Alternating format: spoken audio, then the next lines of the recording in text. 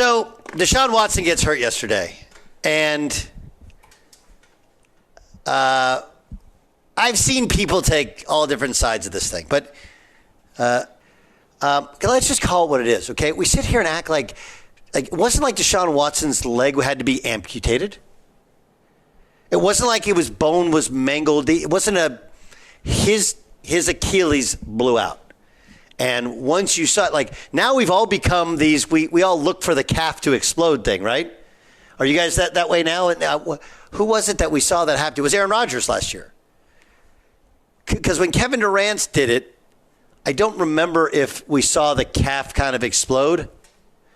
But when Aaron Rodgers did it, you're like, oh. And so now we've all become like, we just stare at the calf muscle. You're like, did it move? The first one I remember, Doug, was Chris Conley of the Kansas City Chiefs. I think they were playing a Sunday night game against the Texans. And Conley's been around the league after recovering from the injury. But that was the first time that I remember seeing a close-up shot of the reverb, if you will, from the injury. Yeah. It's like a broken guitar string, right? So, again, Deshaun Watson's a hard one. First, I try and be the fair dude, okay? I try and be the fair dude. There's been no criminal charges. Obviously, the depth and the volume of civil suits leads you to think, okay, I don't know what went on, but it's not good, right? It's not good. And then it feels like, one, there's obviously a pattern of behavior there. And then there was like 3 or 4 that were above the other ones, which may have been kind of increased in veracity because of a lawyer, Tony, whatever his name was, kind of going after him. But the point is that it's not like he's this lovable, likable dude. But he has not faced any criminal charges. So, again, if we're fair, like these are civil suits. I don't know what to think, but I'm guessing it's not good, and it's definitely not somebody that I would hang out with or want any of my daughters to date. I just wouldn't. Right?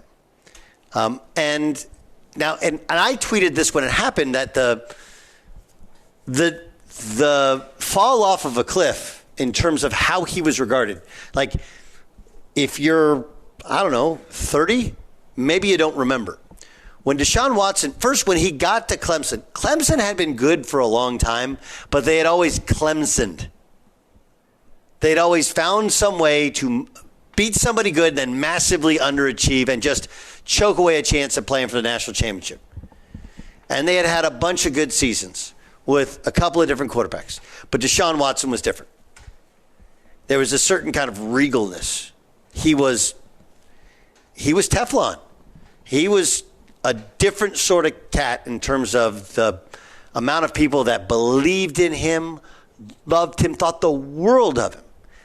Then he wins the national championship, goes to the Houston Texans, and if we remember, they put him in, I'm not looking at stats, I want to say like 4 games into his rookie career, and there was a lot of questions, and he was unbelievable.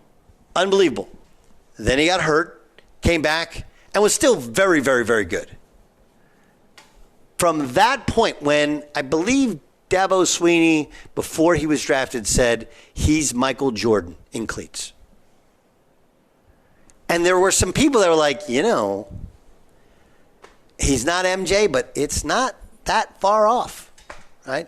Tough, fast, smart, could make a lot of throws. And now I know the Bears passed on him and ended up being an inferior quarterback, but their research said didn't process well, especially in the red zone, held the ball too long. These things were real, but he was considered one of the top 5, 10 quarterbacks in the NFL. But from those early days till now, where he is literally the most despised quarterback in the NFL, and people did, in fact, cheer when he's laying on the ground, and what's, I think, very likely his last game as an NFL player. It doesn't mean he can't come back from it, but it's like when you factor in all the other stuff, who's going to sign him? Who's going to sign him? I don't like cheering for a guy to get hurt, but I'm also like, he's done some bad things. He hasn't handled himself the right way getting out of Houston. I mean, I'm not a guy that boos most athletes, but I do get it. It was an albatross of a contract. He wasn't particularly good. He'd never accepted any sort of responsibility. He acted like he was the victim, not the predator.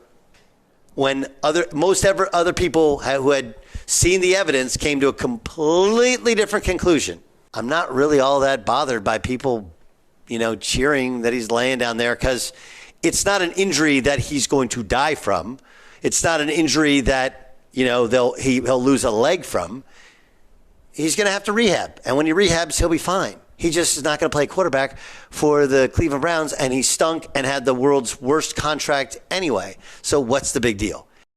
All right, here's Myles Garrett talking about Watson laying on the ground. Man does pretty much everything right. He's been a model citizen through college and most of the pros. He plays the game as hard as anyone I've seen. Okay, here's Jameis Winston.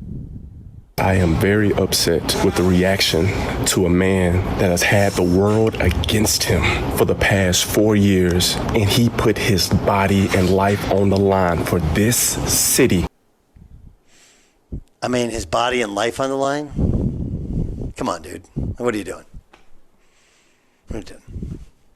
I get it. He's your teammate. I get it. He's your quarterback. If I played football and I was laying there, I wouldn't like it either. But you can't understand. I said this when Aaron Hernandez died in prison. I felt nothing. Now, Deshaun Watson, I don't want him to die. Like, again, everything's relative. Like, Aaron Hernandez is a murderer. So when he dies in prison, I feel nothing. Deshaun Watson violated women. So when he tears his Achilles tendon, something that's not going to harm him for life, it's just probably going to end his football career because it just makes it easy for Cleveland to get out of it. I'm with you. I feel nothing. It's kind of like in the years after the O.J. Simpson verdict, like you heard these anecdotal stories about like how he'd be on the golf course and people would come up to him and tell him to F off and you're a murderer. And then you heard when he got into prison about him getting roughed up and you're like, oh, good. Like, If the courts are not going to take care of business, or if our criminal justice system isn't going to work, then the karma that precedes that, you kind of want to be confirmed that he's suffering in other ways.